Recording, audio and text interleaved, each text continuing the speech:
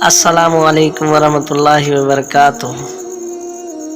اگر کوئی شخص کو سانس کی تکلیف ہو اور وہ نسوار سونگھے تو تکلیف دور ہو جاتی، اور روزے کی حالت میں سانس کی تکلیف ہو جائے، اس صورت میں روزے کا کیا حکم ہے؟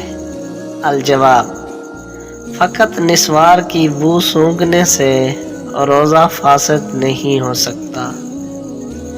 میرا سوال یہ ہے کہ کیا روزے کی حالت میں اگر غسل فرض ہو جائے تو کیا اس سے روزہ ٹوٹ جاتا ہے اور اس کی قضا واجب ہو جاتی ہے؟ میں شادی شدہ نہیں ہوں۔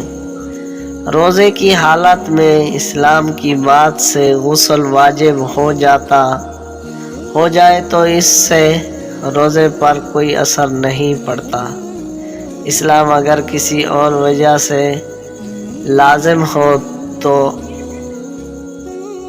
تفصیل لکھ کر دوبارہ حکم شرعی معلوم کیا جا سکتا ہے۔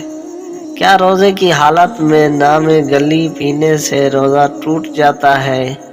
دوائی: کیا روزے میں سوتے ہوئے اسلام ہو جائے تو کیا اس سے روزہ ٹوٹ جاتا ہے؟ الجواب: صورت مذکورہ کی دونوں حالتوں میں روزے پر کوئی اثر نہیں پڑتا، تو لہذا معلوم یہ ہوتا ہے کہ نسوار سونگھنے سے بھی روزہ فاسد نہیں ہوتا۔ اگر نیند میں احتلام ہو جائے تو اس سے بھی روزہ نہیں ٹوٹتا۔ اگر آپ کا بھی کوئی سوال ہو تو کمنٹ میں ضرور بتائیں۔ تو ملتے ہیں نیکسٹ ویڈیو میں۔ اللہ حافظ۔